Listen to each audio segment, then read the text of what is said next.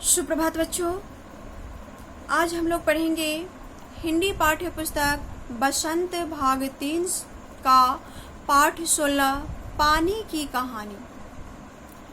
इस कहानी के लेखक है आचार्य रामचंद्र तिवारी। लेखक रामचंद्र तिवारी ने प्रस्तुत पाठ के अंतर्गत कल्पना व मनोवैज्ञानिक तथ्यों का सम्मिश्रण कर पानी की कहानी का अद्भुत व यथार्थ वर्णन इस पाठ में किए हुए हैं। किस प्रकार पानी की एक बूंद सूर्यमंडल, पृथ्वी, वायु, समुद्र, ज्वालामुखी, नदी, पेड़ों की जड़ें, पृथ्वी तल तथा नल की यात्रा करती है, इसका वर्णन करते हुए लेखक ने मानवीय संवेदनाओं का भी समुचित ध्यान रखा है। अर्थात इस पाठ में लेखक पानी का मानवीकरण किए हुए हैं, जो अत्यंत ही प्रशंसनीय है। तो आइए पाठ प्रारंभ करते हैं और पानी की कहानी जानते हैं। मैं आगे बढ़ा ही था कि बेर की झाड़ी से मोती सी एक बूंद मेरे हाथ पर आ पड़ी। मेरे आश्चर्य का ठिकाना न रहा जब मैंने देखा ओस की बूंद मेरी कलाई पर से सरक कर हथेली पर आ गई है। मेरी दृष्टि पड़ते ही वह ठहर गई।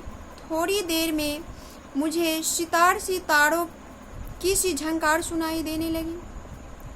मैंने सोचा कि कोई बाजा बज रहा होगा। चारों ओर देखा, कोई नहीं। फिर अनुभव हुआ कि यह स्वर मेरी हथेली से निकल रहा है।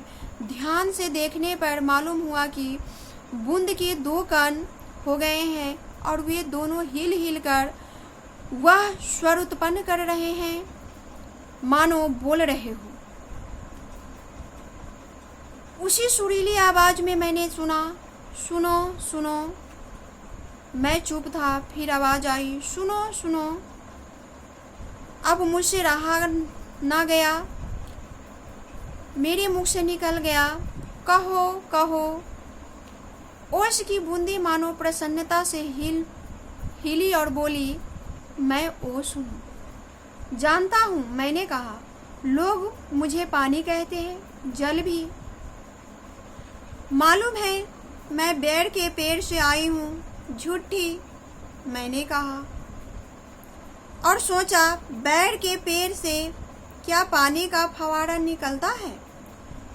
बूंद फिर हिली, मानो मेरे अविश्वास से उसे दुख हुआ हो। प्रस्तुत अनुच्छेद में लेखक यह बता रहे हैं कि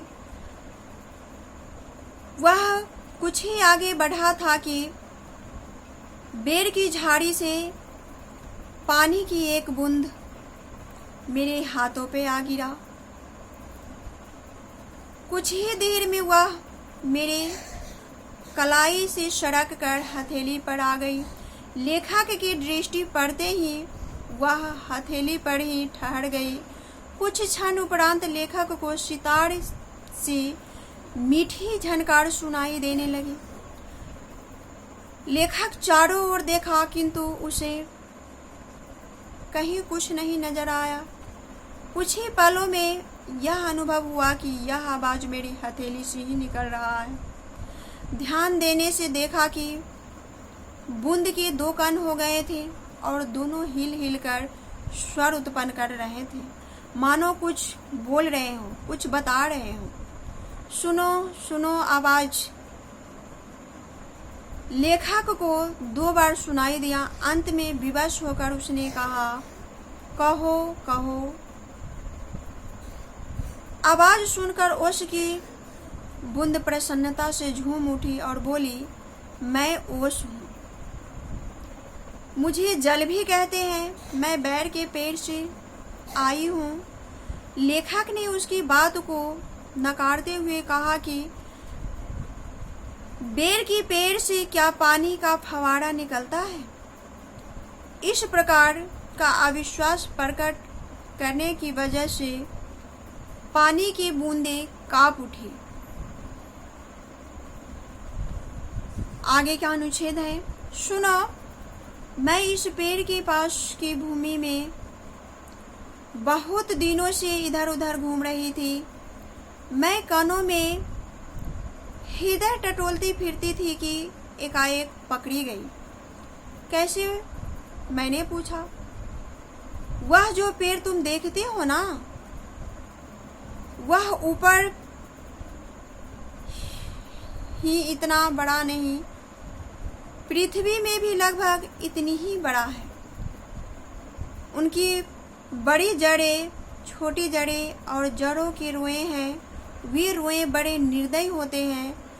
मुझ जैसा असंख्य जल कणों के वे बलपूर्वक पृथ्वी में से खींच लेते हैं।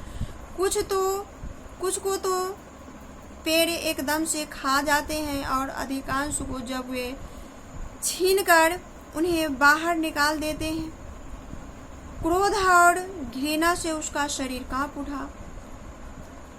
तुम क्या समझते हो कि वे इतने बड़े यूं ही खड़े हैं?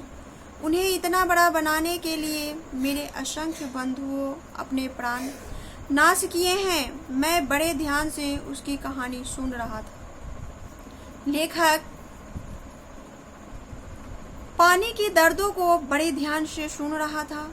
हाँ, तो मैं भूमि के खनिजों को अपने शरीर में घुलाकर आनंद से फिर रही थी कि दुर्भाग्यवश एक रोए से मेरा शरीर छू गया। मैं काफी दूर भागने के प्रयत्न किया, परंतु वे पकड़कर छोड़ना नहीं जानते।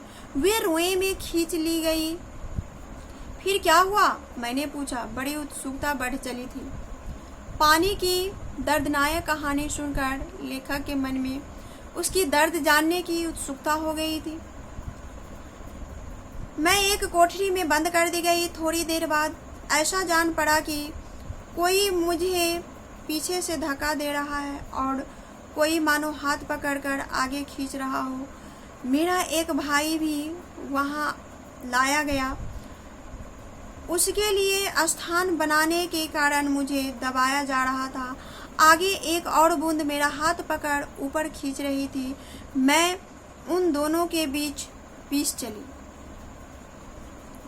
प्रस्तुत पंक्तियों में बूंद अपनी आप बीती लेखक को सुनाती हुई कहती है कि मैं बहुत दिनों तक पेड़ के पास की भूमि में इधर उधर घूम रही थी। उनमें पाए जाने वाले प्रत्येक कणों को हृदय टटोलती फिरती थी कि एकाएक पकड़ी गई। लेखक ने उत्सुकतावश प्रश्न खड़ा कर दिया, कैसे? तो उसने बताया कि वह जो पेड़ देख रहे हो ऊपर से जितना बड़ा है, उसका जड़ अंदर तक उतना ही फैला हुआ है। उसके रोए बड़े ही निर्दयी है, बड़े ही क्रूर है। असंख्य जल कणों को वे अपने बलपूर्वक अपने तरफ खींच लेते हैं और अपने रोए में जकड़ लेते हैं। उनमें से कुछ को तो वे पूर्ण रूप से ग्रास ही कर जाते हैं, यानी निगल ही जाते हैं, खा ही जाते हैं, तथा कुछ को सब कुछ छीन कर बाहर निकाल देते हैं। इतना बताते बताते उसका शरीर क्रोध और घृणा से उबल जाता है। आगे लेखक को संबोधित करती हुई वह कहती है कि सामने खड़े इन पेड़ों को इतना बड़ा बनाने में न जाने मेरे जैसे कितने बंधुओं ने अपने प्राण न्यौछावर किया है, कितने ने अपना प्राण गंवाया है। लेखक बड़े ध्यान से उसकी दर्द भरी कहानी को सुन रहा था। वह क्रमशः अपनी कहानी को बयां करती जा रही थी। उनका कहना था कि धरती के अंदर निहित बहुमूल्य खनिजों को अपने शरीर में घुलाकर मैं आनंद से घूम रही थी, मैं आनंद ले रही थी कि अचानक एक दिन इस पेड़ के रोए ने मेरे शरीर को छू गया और अपने तरफ बलपूर्वक खींच लिया। मैं कितना भी कोशिश करती रही इससे अलग होने का, परंतु मैं इसके सामने हार गई। लेखक को की उत्सुकता और भी बढ़ गई यह बात जानकर। उसने बेसब्री से पूछा कि फिर क्या हुआ। बूंद के कथन अनुसार उसने एक कोठरी में बंद कर दिया गया। जैसे कि बूंद अपनी कहानी सुना रही थी कि जड़ अपनी रोए में जकड़ लिया और मुझे एक कोठरी में बंद कर दिया। थोड़ी देर बाद उसे महसूस हुआ कि जैसे कोई पीछे से धक्का दे रहा है। अब पेड़ की जड़ें एक के बाद एक बूंदे जमीन से लेता है, तो इस बूंदे को ऐसा महसूस हुआ कि मुझे कोई धक्का दे रहा, अर्थात जो नया बूंद पेड़ की जड़ें सोखा था उससे इस पानी के बूंदे को धक्का लग रहा था। उसका एक नया भाई भी वहां लाया गया। अब पानी के बूंदे को महसूस हो गया कि मेरे बाद मेरा एक और भी भाई को नया लाया गया है, जिसके लिए जगह बनाने हेतु उसे दबाया जा रहा था।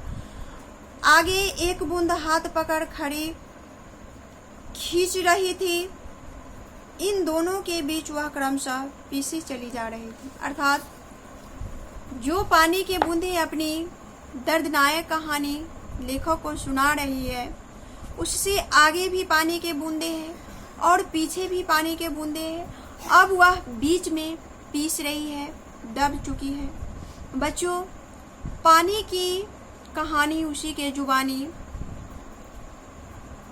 हम पढ़ रहे थे। तो आज के लिए इतना ही। इस पाठ के शेष भाग हम अगले अंक में जानेंगे। धन्यवाद।